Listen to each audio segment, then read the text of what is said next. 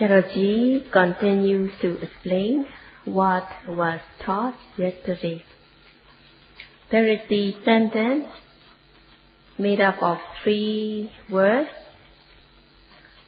Bhuta Bhutato Passati. So the sentence Bhuta Bhutato Passati covers the whole Satipatthana Sutta. So it is the essence of the whole Satipatthana Sutta. It means that one should discern Bhuta as Bhuta. As the sentence is very concise, it should be explained in detail so as to understand. And Sayadaw explains from both theory and practice so that the meaning will be clear to the yogi. Bhuta are the 5 khandhas, the 5 aggregates. In brief, Bhuta are the nama rupa, mentality and materiality. And Sayadaw explains why they are called Bhuta. And the reason is, Bhuta is called Jata, as these Bhuta arise due to circumstances. Bhuta arise due to their relevant cause.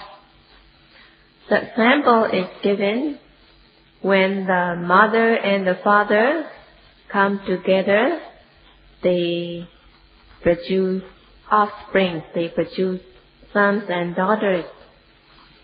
So the mother and the father is the cause, and the offspring are the effect. And it is explained that Tahi yathasakam pachiyehi jatata bhutanti vujati. The nama rupa, mentality and materiality are called Bhuta as they are caused by the relevant causes.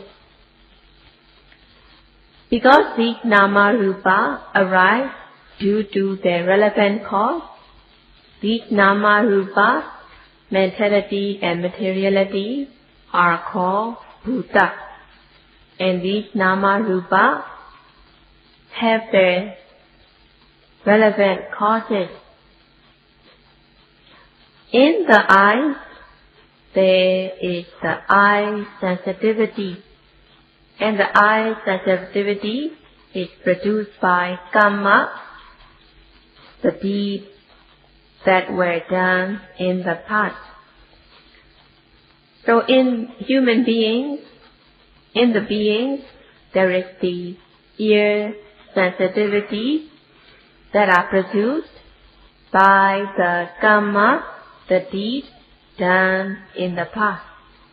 And the Buddha, it is according to the teachings of the Buddha.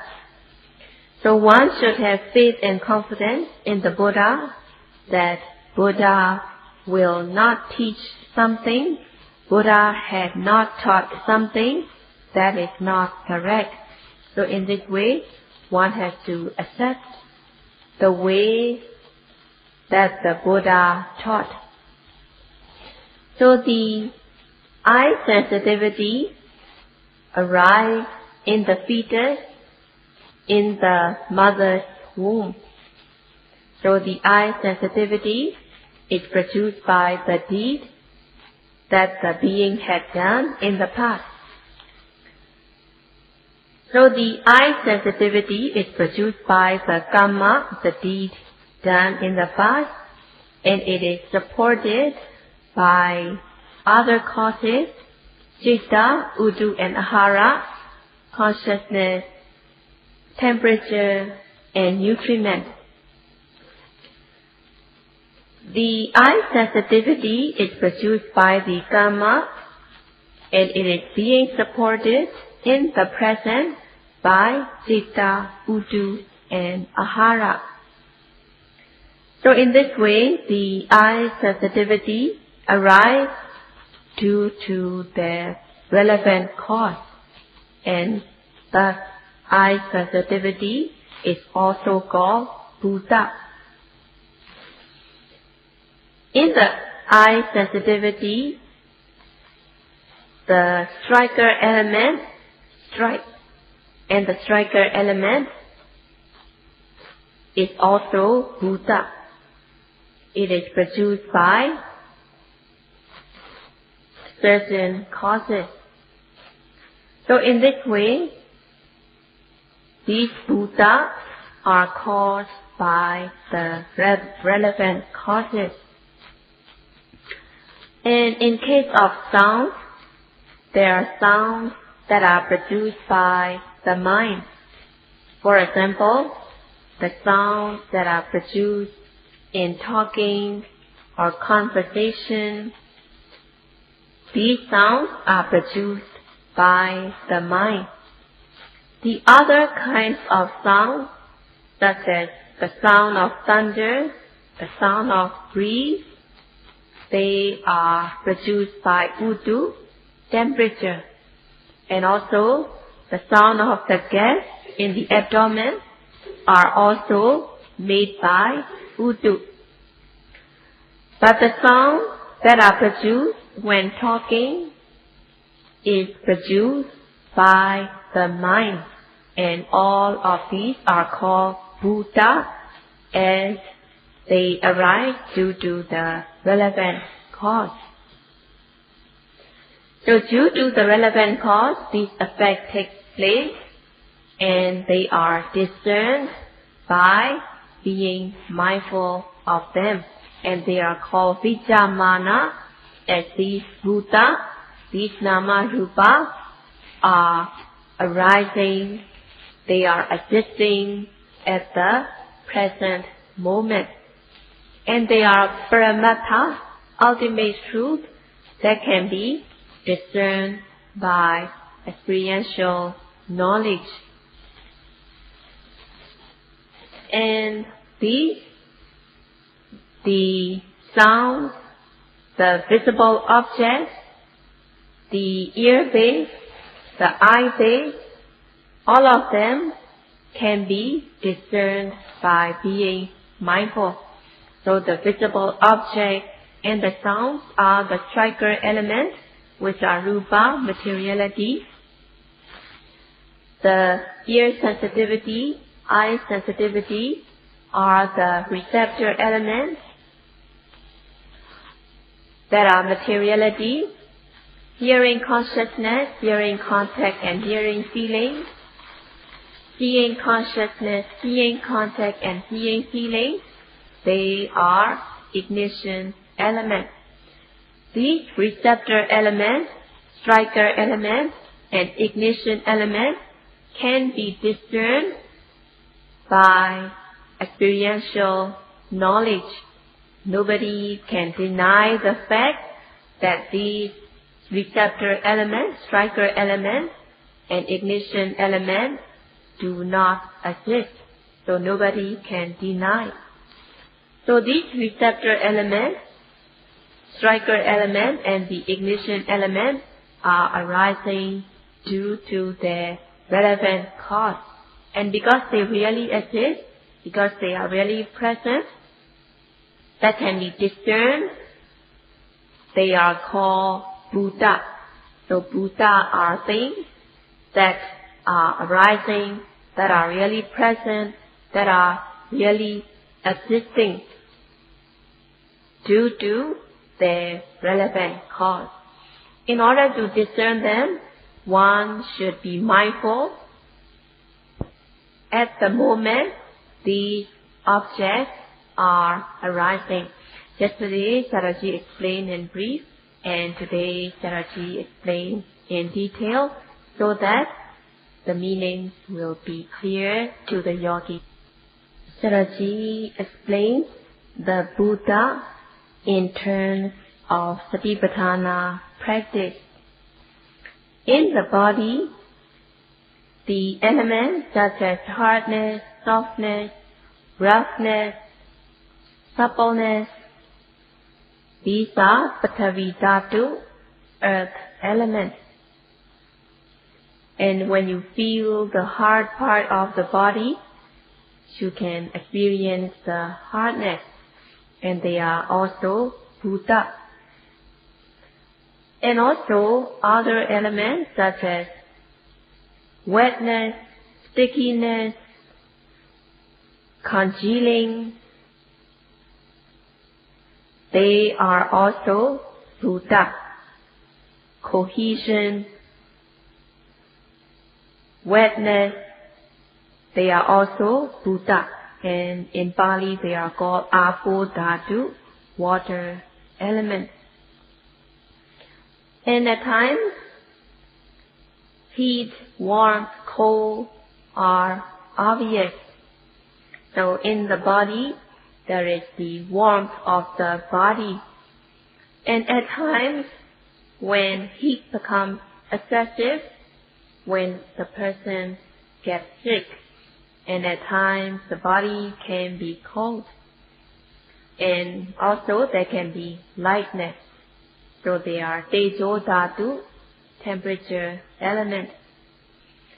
And Vayo Dhatu, the air element, manifests as stiffness, tension, movement.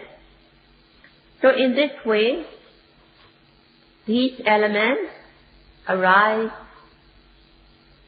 These elements are present in the body, and each of them are arising due to their relevant cause, and all of them are Bhuta. And also, there are feelings, pleasant feeling, unpleasant feeling, neutral feeling.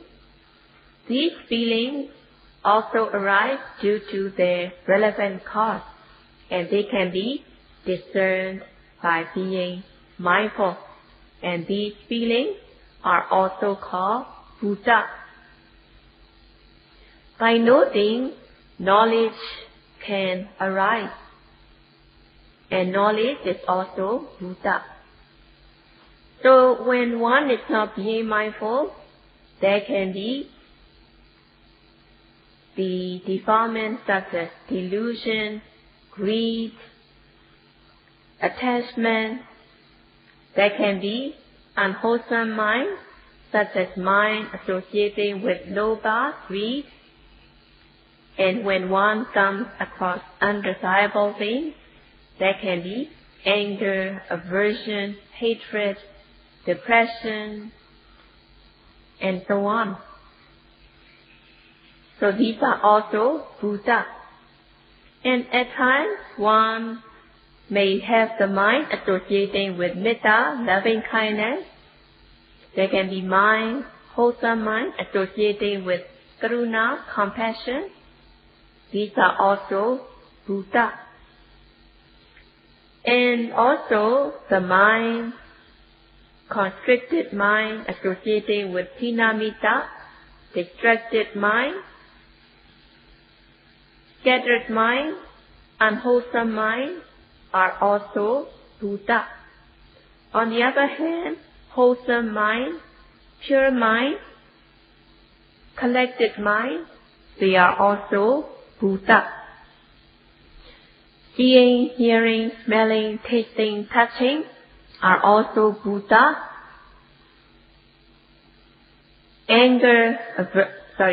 Greed, anger, aversion, hatred, delusion, doubt, uncertainty, distraction, they are also Bhuta. Mindfulness, knowledge, effort are also Bhuta. In this way, there are 4 fields of objects to be noted, namely Kaya, Vedana, Citta, and Dhamma. So these bodily activities, feelings, consciousness, mental objects are the 4 fields of objects to be noted, and they are Bhuta.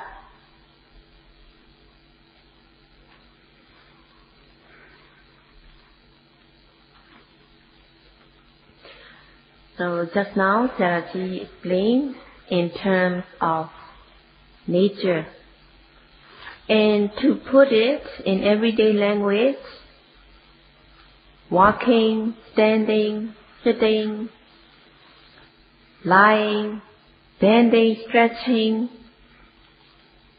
turning, lifting, moving, placing, turning, all of them are Bhuta.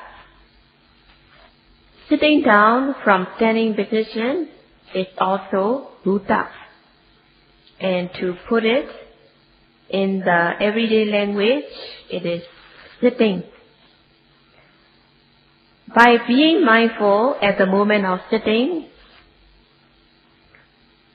by being mindful inch by inch, layer by layer when sitting, one will experience heaviness,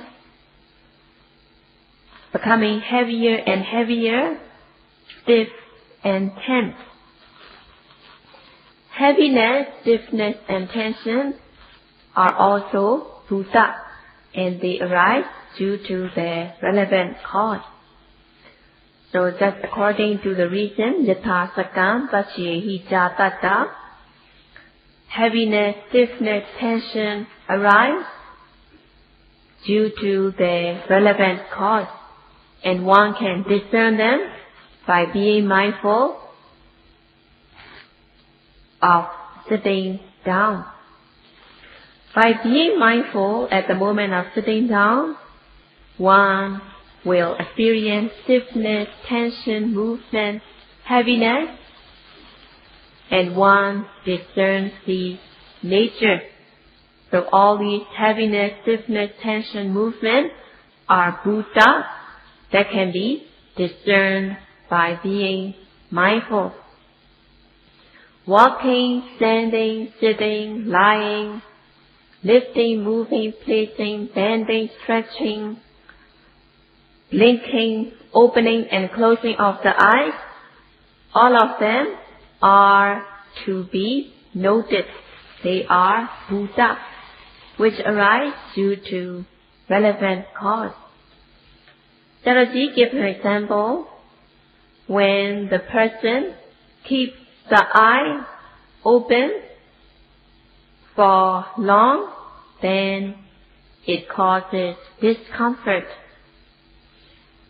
If there is moisture in the eye, one feels comfortable, but if the eyes are kept open for long, the moisture dries up. The dryness of the eyes causes stiffness, tension, soreness. Stiffness, tension, soreness of the eyes are also called Bhuta, as they are caused by relevant cause.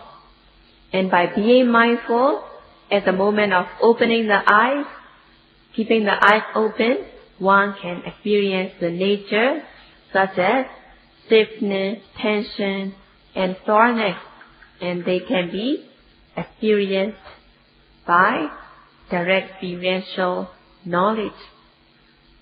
And all of them, and Sayadaw emphasizes that the Bhuta should be noted as soon as they arise. And some Westerners, they have the habit of thinking what it is, why is it. So if the yogi is thinking what it is, why is it, instead of noting the object as soon as it arises, then the noting mind will not be on the object. So such kind of thought, such kind of thinking should not be entertained. If the yogi is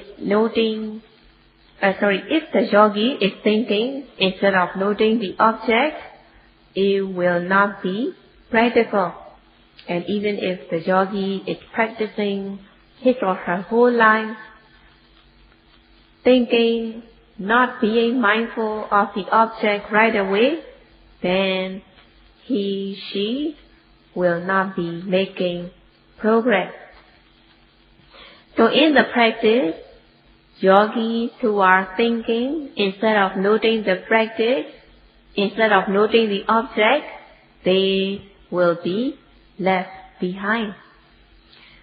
So if the yogi is thinking, then the noting will not be concurrent. The object has already passed if the yogi is thinking instead of noting, and thus mindfulness will not arise.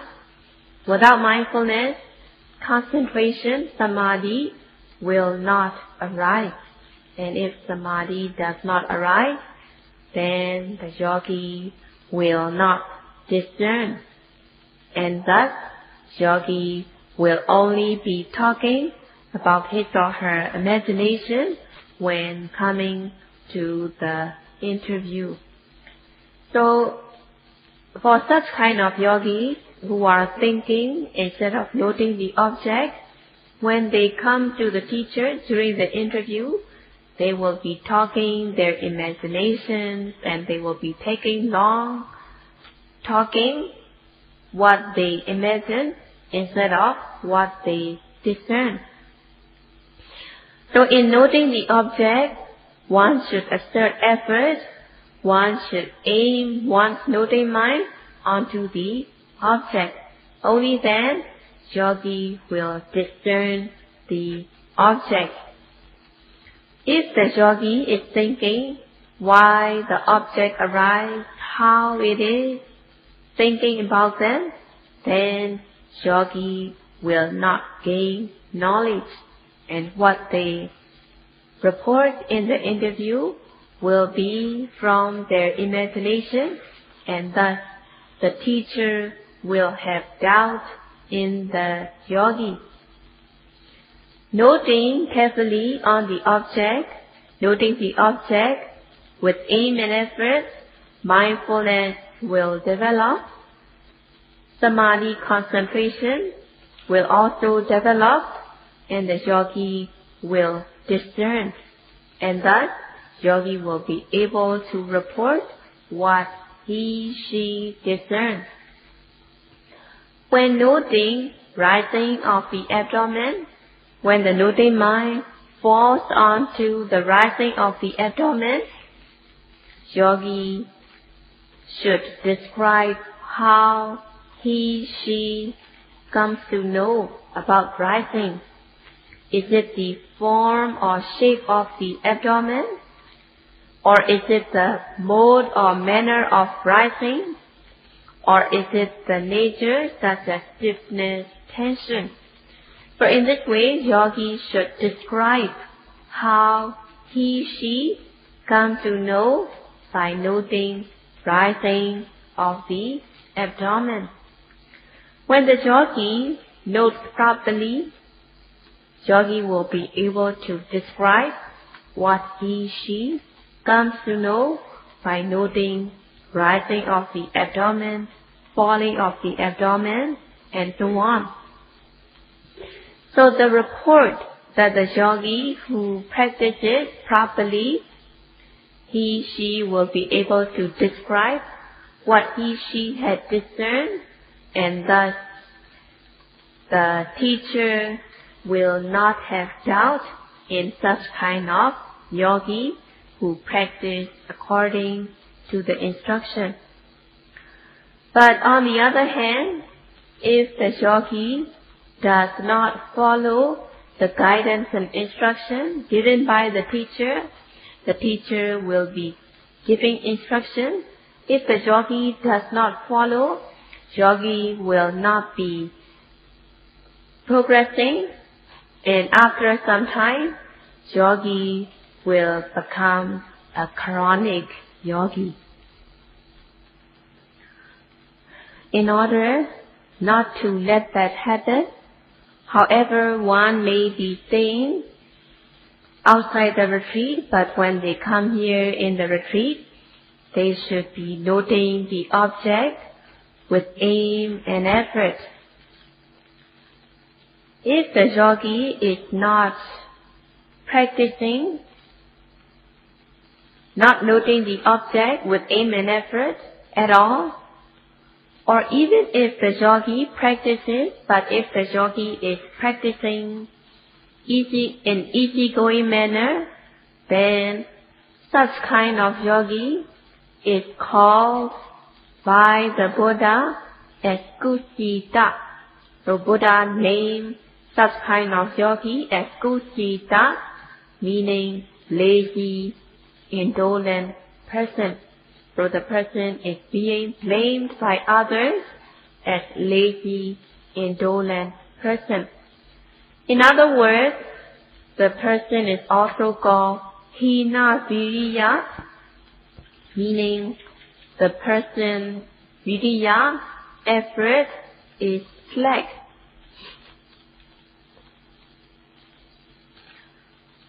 Buddha also says, Kusito Bhikkhave Dukkha Viharati, meaning that the person who is lazy and indolent, the person who does not exert effort, but being lazy and indolent, lives in suffering.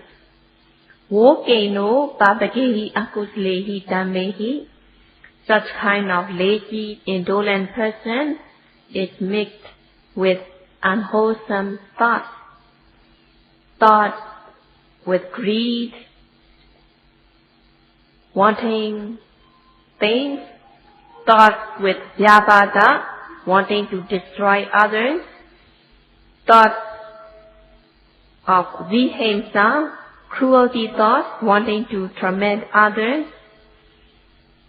The person will be mixed with such wrongful thoughts, and thus the person will live in suffering.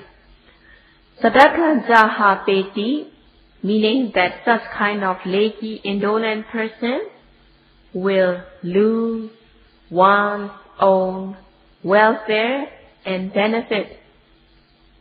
So it is explained that the person's own welfare and benefit are sila, samadhi, and panya, morality, concentration, and wisdom.